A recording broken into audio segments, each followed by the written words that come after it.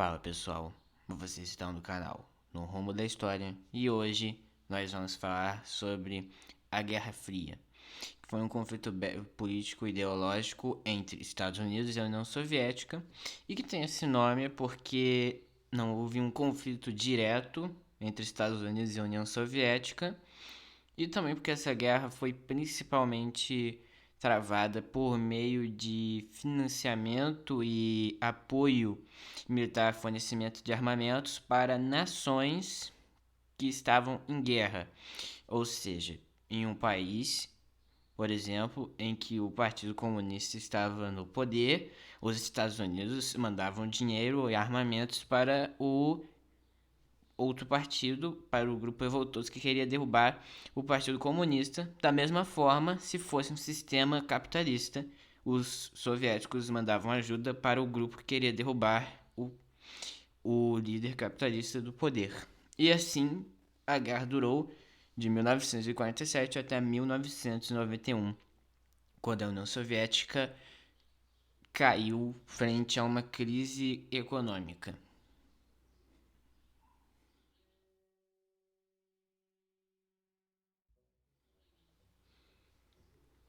Então, após a Segunda Guerra, a Europa estava novamente destruída, com sua influência sendo cedida para os Estados Unidos, enquanto a União Soviética já estava passando por uma fase de crescimento e agora havia criado estados satélites nos territórios ganhos durante a guerra. A Alemanha foi repartida entre os vencedores, que eram Reino Unido, França, Estados Unidos e União Soviética. E essa divisão aconteceu primeiro porque a Alemanha foi a grande derrotada dessa guerra, então o ponto lógico é que a Alemanha tem que ficar nas nossas mãos, não é? O segundo é que os aliados e também a União Soviética queriam ter sua influência na Alemanha, agora que ela estava quebrada novamente, alguém tinha que reconstruir. Então cada um deles ficou com um pedaço da Alemanha e cada um deles ia gerir a Alemanha da forma que achasse melhor. Então, posteriormente, a França, o Reino Unido e os Estados Unidos vão unir seus territórios, as suas possessões na Alemanha, para formar a República Federal Alemã ou Alemanha Ocidental, enquanto a União Soviética vai chamar a sua parte de República Democrática Alemã ou Alemanha Oriental. Então, a Conferência de Potsdam também definiu como a Europa seria organizada a partir de 1946. E a partir daí nós já vemos uma movimentação de dois grupos ideológicos para uma eventual disputa entre ambos para ver quem era superior ao outro.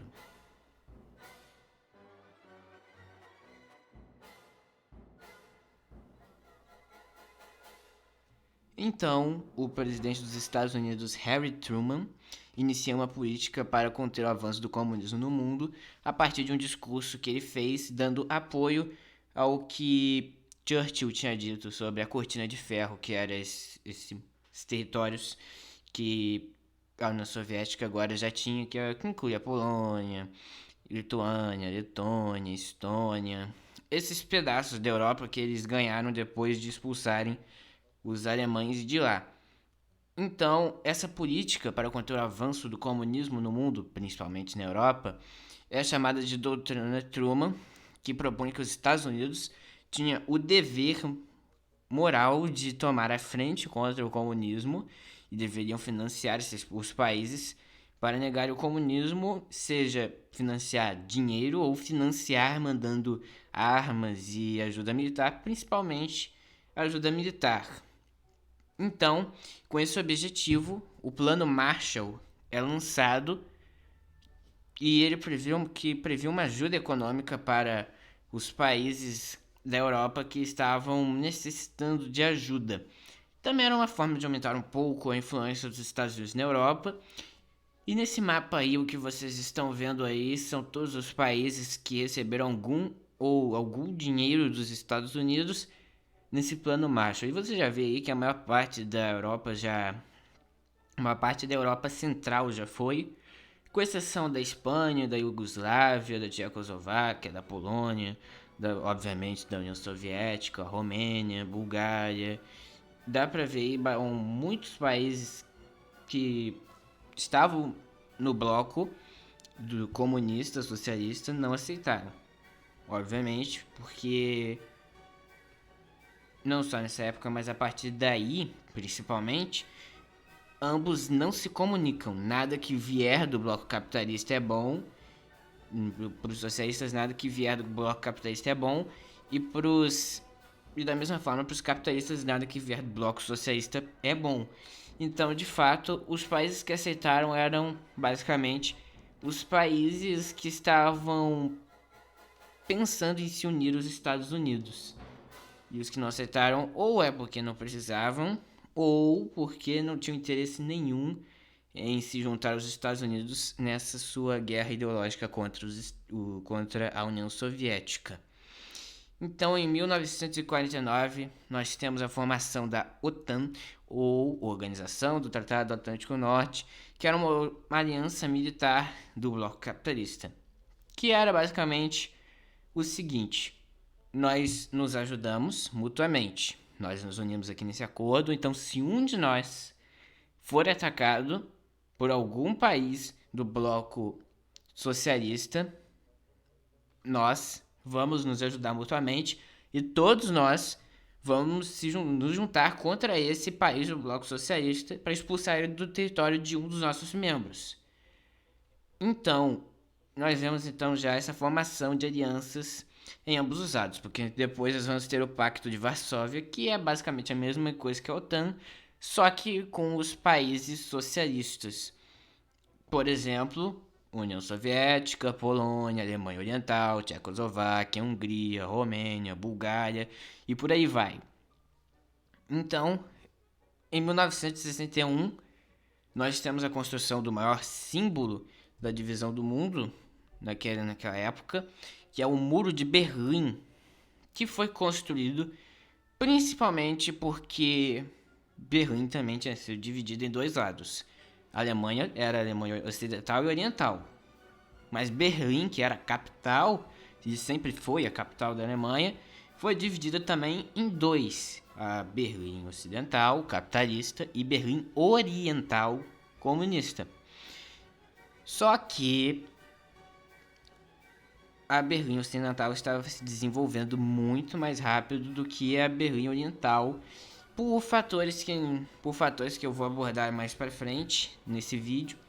Mas o importante é que esse desenvolvimento da Berlim Ocidental e da Alemanha Ocidental como um todo era tão acelerado em comparação com a Berlim e a Alemanha Orientais, que as pessoas estavam saindo de Berlim Oriental e indo para a Berlim Ocidental. Estavam saindo do socialismo para ir para o capitalismo. Então, o líder, não é, da Alemanha Oriental, obviamente financiado pela União Soviética, construiu esse muro para dividir a Berlim, para impedir que as pessoas saíssem do socialismo e pulassem para o capitalismo. Então, esse muro vai durar por muitos anos e é um dos símbolos mais óbvios da divisão que o mundo enfrentou naquele momento e continuou a enfrentar por várias décadas. Então agora nós vamos ver um pouco mais desses sistemas que estavam em conflito.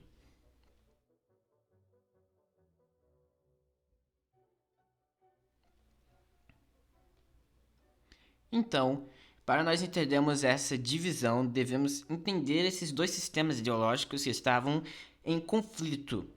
O primeiro deles era o capitalismo, que era um sistema econômico voltado para o lucro, geração de riqueza, produção de bens. E aqui nós temos a existência da propriedade privada, ou seja, nós temos empresas que não são do governo, tem coisas que não vêm do governo, por exemplo, computadores que não vêm do governo, sei lá, o telefone, um telefone que não vem do governo, a internet, enfim, água. Ou seja, existem coisas que não vêm do governo. Propriedade privada também é sua casa? Sim, mas só que essa propriedade privada é a propriedade privada básica, que não se espera que nenhum sistema ideológico vá tocar nela. Tipo, não é sua casa, é nossa casa. Não seria isso. A casa, pelo menos em nenhum desses dois sistemas, a sua casa, o seu carro eram coisas que não eram suas. Eram coisas que eram suas. Obviamente eram suas, a sua casa, o seu carro, enfim. Mas a diferença reside na questão das empresas, na questão da geração de lucro, dos meios de produção, ou seja, das fábricas, e também na participação do Estado na economia, já que no capitalismo nós temos empresas que não são do Estado, coisas que não são vendidas ou fornecidas pelo Estado, e também nós temos uma política de não intervenção do Estado na economia no sistema capitalista. Ou seja, o Estado ele está lá para quando a coisa ficar muito feia em termos econômicos. Ele está lá para assegurar a ordem e o bem-estar social e econômico. Quando a coisa ficar feia em termos econômicos e sociais, o Estado intervém. Fora isso, no sistema capitalista não é recomendável haver intervenções do Estado na economia. Já no socialismo, nós temos um sistema econômico voltado para a distribuição das riquezas e dos meios de produção, ou seja, aqui não existe propriedade privada, obviamente com exceção da sua casa, dos seus móveis, do seu carro, enfim, tudo que é seu mesmo, dentro do seu mundo, dentro da sua casa, que o é seu mesmo. Só que fora disso, tipo, empresas de telefonia, empresas de tratamento de esgoto, empresas de pavimentação de estrada, empresas de construção, tudo isso que nós chamamos de propriedade privada também tem que vir do Estado. Tudo que for possível vir do Estado tem que vir e deve ser do Estado. E só pode existir apenas um partido, que é o Partido Comunista. Então nós temos essa diferença no socialismo, porque o Estado ele não é um garantidor do bem-estar social e não está lá para te proteger ou para garantir que você não vá perturbar a ordem pública. Ele está lá para garantir isso, mas para também, no sistema socialista, distribuir as riquezas de forma igual entre as pessoas. Os meios de produção são compartilhados, ou seja, não existe um dono de um determinado meio de produção, ou seja, não existe um dono de uma fábrica. A fábrica é dos operários. E não existe a minha empresa de construção. Existe a empresa de construção do Estado. O dono das fábricas, além dos operários, é o Estado, que no sistema socialista, e segundo Karl Marx, é a manifestação da vontade do povo. Ou seja, o dono de tudo é o povo que vota em pessoas do Partido Comunista. E esse Partido Comunista é a manifestação da vontade do povo e, portanto, tudo é do povo, porque o povo quis isso. Porém, em ambos os sistemas nós não vemos essa igualdade, porque, obviamente, tem pessoas ricas, tem pessoas não tão ricas e tem pessoas muito pobres. Só que na questão do capitalismo é mais porque as pessoas vão sendo excluídas mesmo por conta dessa não qualificação, às vezes porque é uma questão mais de escolha da empresa no capitalismo. Na questão do socialismo é porque, bem, a burocracia privilegiada, burocracia privilegiada que eu digo é pessoas mesmo no poder.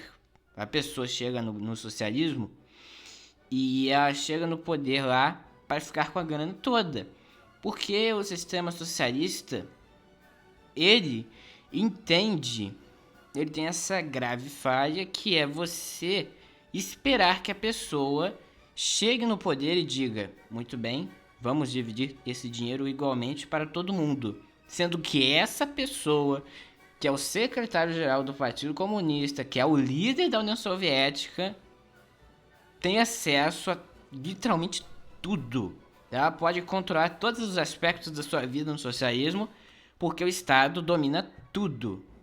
Porque, como eu já disse muitas vezes, antes de entrarmos no comunismo, que não é ter dinheiro, nem Estado, nem qualquer tipo de regulamentação, e tudo ser de todos, tem que haver um Estado forte e presente, que é o socialismo, para depois chegarmos no comunismo. Mas só que é uma ideologia muito frágil nessa questão, porque nós estamos falando de acreditar que a pessoa que está no poder vai realmente abrir mão de tanto dinheiro e tanto poder para distribuir tudo isso para todo mundo. Sendo que esse Estado forte acaba sendo um Estado tão forte que basta o cara querer, que ele pode te jogar para fora da União Soviética, pode te fazer sumir do mapa, enfim.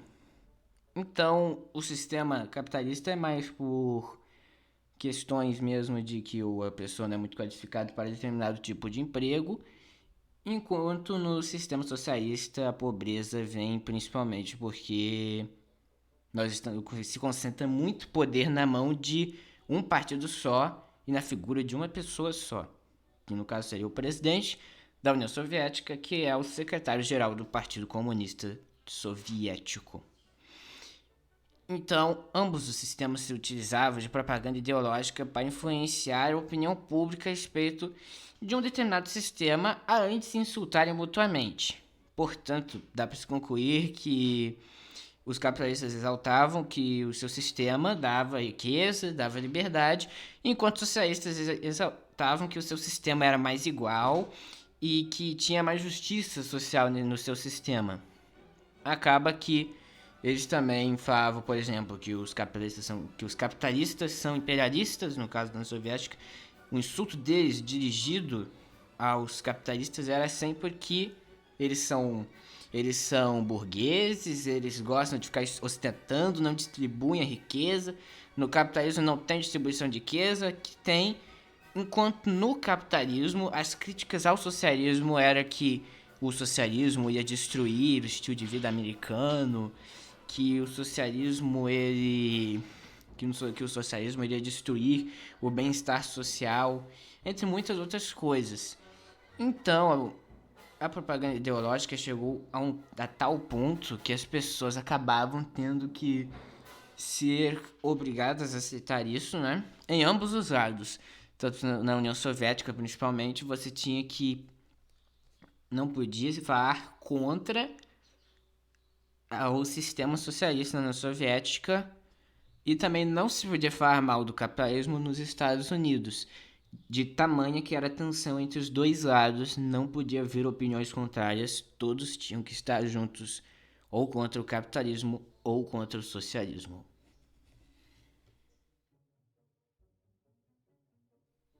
Então, durante esse período, os Estados Unidos e a União Soviética vão disputar em vários campos, como por exemplo, na corrida espacial, apesar de terem mandado o primeiro satélite e o primeiro homem ao espaço, os Estados Unidos acabaram chegando primeiro que os soviéticos na Lua, sendo considerados os vencedores da corrida espacial, que basicamente foi uma disputa para ver quem chegava mais longe no espaço. Então, a Soviética mandou o primeiro satélite, mandou o primeiro homem para o espaço, só que os Estados Unidos chegaram na Lua. Os Estados Unidos entraram tanto quanto atrasados nessa corrida espacial, mas eles chegaram com tudo. Nesse período nós temos a criação da NASA, não é? E Apollo 11, chegada da Lua, Neil Armstrong, não é? Lá para 1969, né? Que é a chegada do homem à Lua. Então, a corrida espacial, apesar de ter sido bem curta, foi muito importante para o desenvolvimento das tecnologias para mísseis balísticos e nucleares de um alcance cada vez maior. Porque agora que a gente consegue quebrar a estratosfera e chegar no espaço, chegar na Lua, a gente pode usar isso para mandar um foguete daqui dos Estados Unidos lá para a União Soviética. E da mesma forma, a União Soviética poderia fazer isso. Então, nós chegamos nessa corrida tecnológica em que eles disputavam quem era capaz de construir as armas mais mortais e destrutivas. Como você vê aí, havia uma quantidade muito grande de armas nucleares em ambos os países, chegando a tal ponto que eles precisavam parar com isso, porque isso gerou uma preocupação na população de uma possível guerra nuclear, porque essa situação era muito crítica. Havia muitos mísseis dirigidos para os Estados Unidos, e da mesma forma os Estados Unidos tinham muitos mísseis dirigidos para a União Soviética. Então, se alguém fizesse a besteira de tropeçar e apertar o botão da ordem para lançar um míssil, o mundo já era, basicamente.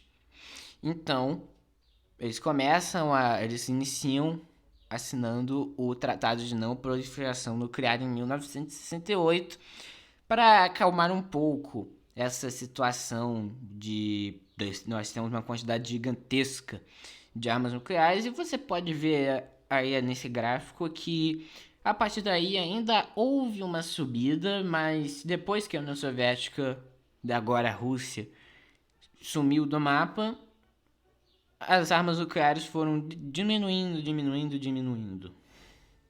Então, durante esse período em que havia essa corrida tecnológica, havia também espionagem.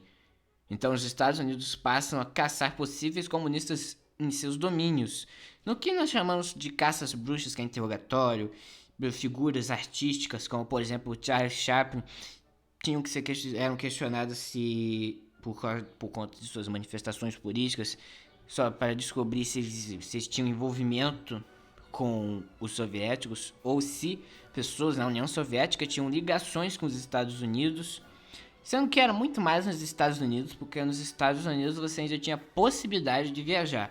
Na União Soviética, a pessoa que nasceu lá dentro da União Soviética praticamente tinha vedado a sua capacidade de sair. As pessoas na União Soviética eram mantidas com rédeas curtas, então não havia tanta preocupação em termos de ter possíveis capitalistas dentro da União Soviética. A maior preocupação dos soviéticos eram de espiões entrarem lá dentro. Da mesma forma, a preocupação dos Estados Unidos era essa. Só que devido a essa maior liberdade de viagem dos Estados Unidos, havia essa preocupação de que muitos soviéticos pudessem estar entrando disfarçados dentro dos Estados Unidos da América. Então nós temos a CIA, que é a Agência Central de Inteligência, e a KGB, que é o Comitê de Segurança de Estado, se fortalecendo nesse período, com a espionagem ganhando muita força nesse momento. Enquanto isso, saindo um pouco desse clima de tensão na Europa, nós então vamos para o clima de tensão no Oriente Médio, que foi quando o Estado de Israel foi formado, já que ele começou a ser atacado desde o início de sua fundação, porque, venhamos e convenhamos, a divisão que foi feita de Israel e Palestina lá era muito bizarra. Tinha pedaços de Israel dentro do território que deveria ser dos palestinos e territórios dos palestinos dentro do território de Israel. É muito difícil de descrever como é que o mapa ficou. Mas o que você precisa saber é que ficou que nem uma massinha de modelar. Um monte de... Quando você mistura duas massas de modelar, assim, de cores diferentes, e fica aquele negócio meio amarelo e azul, sabe? Mais ou menos isso que era o mapa de Israel e Palestina. Tinha pedaços de Palestina dentro de Israel, Israel dentro da Palestina, enfim. Então fazemos aí, então, a Liga Árabe, se forma a Liga Árabe, para derrotar os judeus e também para deixar a Palestina na mão dos palestinos, não é? Na mão dos rivais dos judeus. Só que, com o apoio dos Estados Unidos, Israel vence. E vence muito. Muitas batalhas, perdendo algumas, obviamente. chegando ao ponto da Liga Árabe ter que fazer um golpe baixo, que é o do Yom Kippur, não é? A guerra do Yom Kippur. Só que isso é muito mais pra frente, não é? Se não me engano, até tanto quanto próximo dos dias atuais. Provavelmente estou falando errado. Acho que foi entre 1970 e 1980, que eu imagino que tenha sido a guerra do Yom Kippur, que foi durante o feriado de Israel. Porque eles pensaram, não podemos derrotar Israel no meio, enquanto eles estão nos dias úteis deles. Então vamos pegar um feriado muito importante, um feriado sagrado do judaísmo, em que todos eles vão estar em casa, que é o caso do Yom Kippur, e vamos atacar.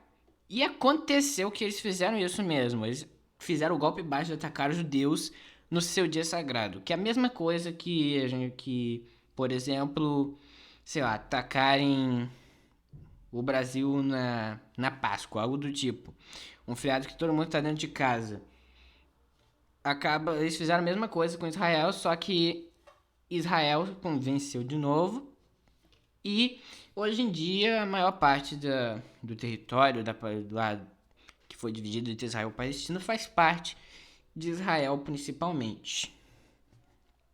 Já na China, Mao Tse-tung assumiu o poder após uma longa guerra civil em 1966, iniciando a sua revolução cultural com o objetivo de expurgar os seus inimigos da nação, os típicos burgueses, ou seus opositores, que é aquele clássico, né? Que qualquer um que fala mal de mim virou burguês e agora é um inimigo da nação e é um anti-revolucionário, então, porque eu sou a revolução, eu sou o comunismo, o socialismo, então se fala mal de mim, falou mal de Karl Marx, falou mal do socialismo, então você é inimigo da nação, você é um burguês, você é o meu opositor, então você tem que sumir, ou pelo menos confessar que você é todos esses adjetivos que eu dei pra você. Já na Índia, nós tivemos um certo caos, que foi quando, após a sua luta pela independência lá do Reino Unido, a Índia então foi dividida entre Paquistão, de maioria muçulmana, e Índia, maioria hindu, porque hindus e paquistaneses, ou seja, hindus e muçulmanos não se dão muito bem. Então, a ideia que eles tiveram foi dividir em Paquistão e Índia.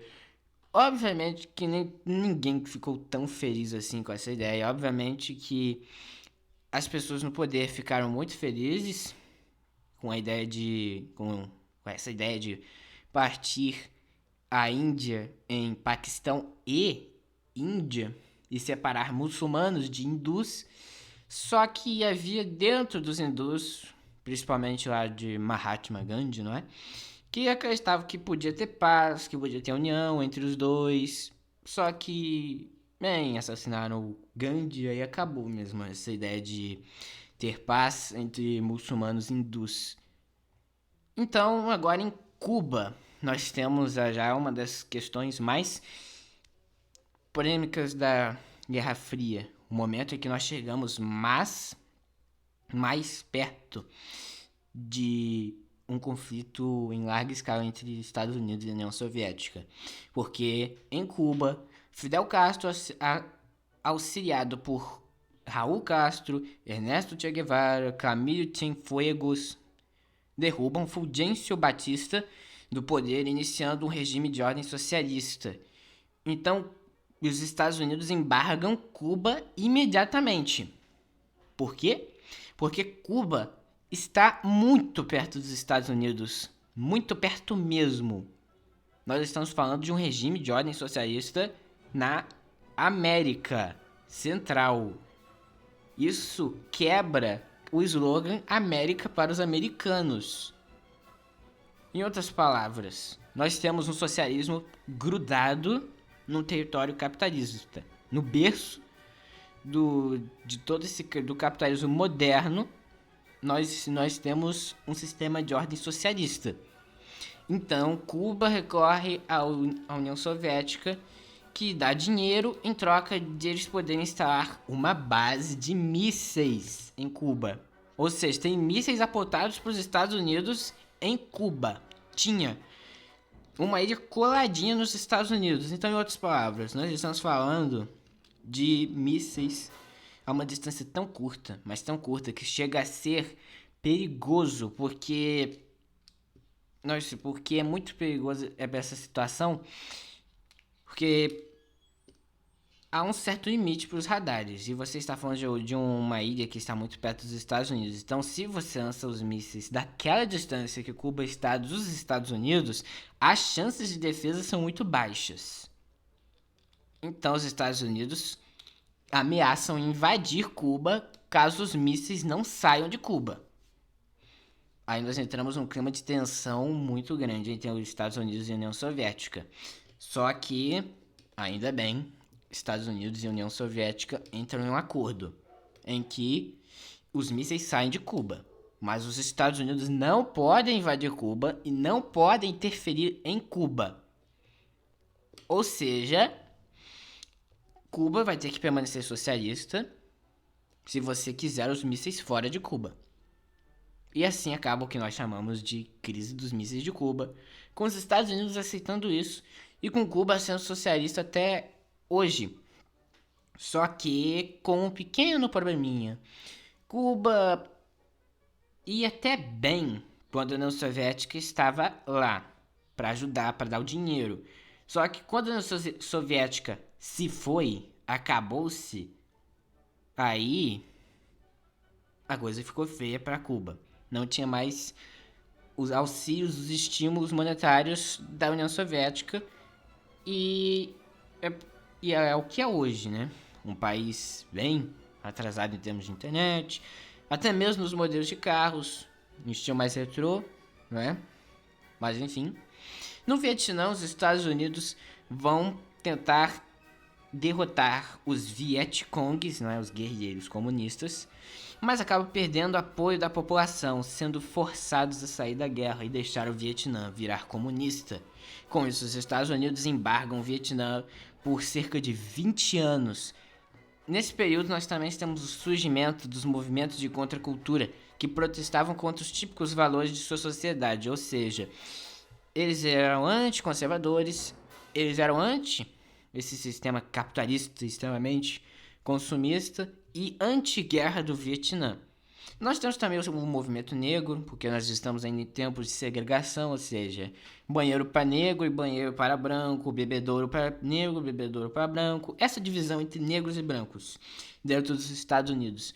Então nós temos dentro desse movimento negro, anti o racismo, não é?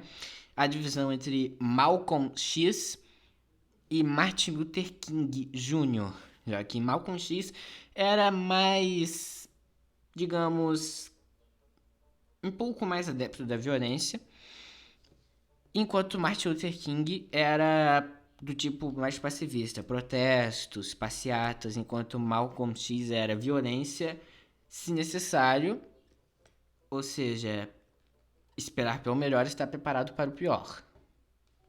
Que é a típica filosofia que estava sendo adotada por não só dentro desse movimento desse movimento negro anti-racismo, mas também no mundo, que é esperar pelo melhor e se preparar para o pior. Ou seja, eu já sei que eu não sou otimista, ou seja, no mundo era essa postura. Eu não sou otimista, então vou me armar até os dentes para quando as coisas derem errado. Nem é se, é quando. Eu sei que as coisas não vão dar certo.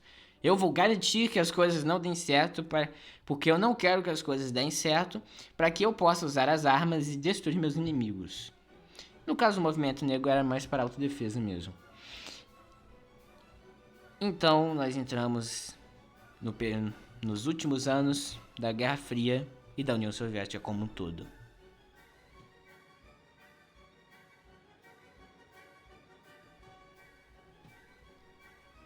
Então, na década de 1970, a União Soviética já estava demonstrando claros sinais de esgotamento devido a essas ineficazes políticas e o seu atraso econômico e tecnológico, que é essa diferença nevrálgica entre Estados Unidos e União Soviética, capitalismo e socialismo. No capitalismo, você tem que conseguir gerar lucro. Tudo que você faz é para você ganhar dinheiro. E por isso, você tem um estímulo claro para inovar, para você criar coisas novas. Porque se você fizer uma coisa nova, muito útil, tipo um carro voador, você vai ganhar muito dinheiro se você conseguir. Na maioria das vezes, as pessoas não conseguem fazer grandes invenções, se bem que hoje em dia já está tendo bastantes invenções, mas na época era um processo um pouco mais lento. Continuando, no capitalismo tem esse estímulo muito forte, que é o de ganhar muito dinheiro fazendo uma coisa legal e nova que ninguém fez antes. Mas no socialismo não tem qualquer estímulo para você ser legal, para você ser o cara inteligente, para ser um cara muito bom fora do Partido Comunista. Porque fora do Partido Comunista, o socialismo prega igualdade, ou seja, eu ganho meu dinheiro de toda e qualquer forma. Eu posso dormir em serviço, ganho dinheiro. Eu posso ficar perambulando pela rua, vou ganhar o meu salário. O cara pode trabalhar duro, ele pode rachar a cabeça de tanto pensar em uma coisa nova e legal para a União Soviética, que ele vai ganhar a mesma coisa que o cara que está dormindo em serviço, que está perambulando pelo escritório, e o outro que não está fazendo nada, vendo o tempo passar para voltar para casa. Ou seja, não, para que eu vou fazer alguma coisa melhor do que o outro cara se eu vou ganhar a mesma coisa se eu não fizer nada? Então acaba que a União Soviética fica nessa estagnação e a economia começa a dar esses sinais de esgotamento. Mas então, nós começamos com um dos grandes golpes que afetaram a União Soviética. E este golpe se tem nome e sobrenome: a Guerra do Afeganistão, que foi basicamente a Guerra do Vietnã, só que soviética. Porque no Afeganistão nós estávamos tendo uma crise lá. Então essa crise no poder acabou fazendo com que o Afeganistão virasse comunista. Interessante, o Afeganistão é um comunista. Só que nós tínhamos os rebeldes muçulmanos, mujahidins, provavelmente falei errado, mas enfim, os rebeldes muçulmanos lá, radicais, que estavam se rebelando contra essa ordem socialista que estava sendo implantada no Afeganistão. Então os Estados Unidos pensam: opa, eu tive uma ideia. Para eles isso é guerra santa, é jihad.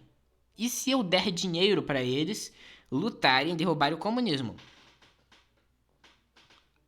Então os Estados Unidos ajudam os rebeldes muçulmanos a derrubarem o sistema comunista que estava sendo estabelecido lá. E essa guerra vai durar muitos anos. Vai até 1980. E ela começa lá para o começo dos anos 70. 1979, se não me falha a memória, até 1989. Por aí. E nessa guerra nós vamos ter milhões de vidas e recursos perdidos de ambos os lados, só que principalmente da União Soviética, porque na União Soviética qualquer perda já seria muito, já tínhamos claros sinais de esgotamento. Então a União Soviética começa a perder dinheiro. Nós também temos Chernobyl, que começa também a despejar mais recursos e mais dinheiro em cima de uma usina nuclear que explodiu, porque agora já tá pegando mal, porque a radiação tá chegando lá no lado capitalista. A gente tentou cobertar, não deu certo, agora a gente vai ter que despejar muita grana para conseguir deixar isso coberto. E aí, somando tudo isso, a todo esse dinheiro jogado em guerras e em reparos de usinas nucleares explodindo, nós temos agora também movimentos de independência dentro da União Soviética que começam a se proliferar por todo o bloco socialista. Então o Muro de Berlim cai em 1989. A Hungria abre suas fronteiras para os países capitalistas, a Polônia elege um governo não comunista e Gorbachev inicia a famosa Glasnost, transparência política e perestroika, liberdade econômica e social. Então, em 25 de dezembro de 1991, Gorbachev renuncia, a União Soviética cai, com Ucrânia, Bielorrússia, Armênia e muitos outros países declarando dependência e com alguns deles também virando capitalistas. A Guerra Fria acaba, o sistema capitalista sai vencedor e agora se torna hegemônico no mundo. Então esse foi o vídeo de hoje. Eu sei que eu pretendia fazer um vídeo sobre Cuba em específico, só que eu tive que acelerar um pouco os meus planos, não é? E também eu imaginei que Cuba não teria muito o que falar além da crise dos mísseis e da revolução em Cuba, mas o que importa é que tinha Fulgêncio Batista lá em Cuba e que Fidel Castro, junto de Che Guevara e Raul Castro e um terceiro e um quarto que eu esqueci o nome, se unem, fazem uma revolução lá, derruba Fulgêncio Batista, Cuba vira socialista, Cuba é embargado pelos Estados Unidos, então Cuba pede ajuda para a União Soviética, que dá ajuda para eles e troca de poder por mísseis em Cuba apontados para os Estados Unidos, porque os Estados Unidos tinham mísseis apontados para a União Soviética na Turquia. Então acaba que isso dá muito problema, o mundo quase entra em guerra por causa disso, mas tudo fica em paz. No fim das contas, o sistema capitalista sai vencedor, o socialismo perde e fim da história. Esse foi o vídeo de hoje. Obrigado por assistir esse vídeo até aqui. Espero que tenha gostado. Valeu, até o próximo vídeo.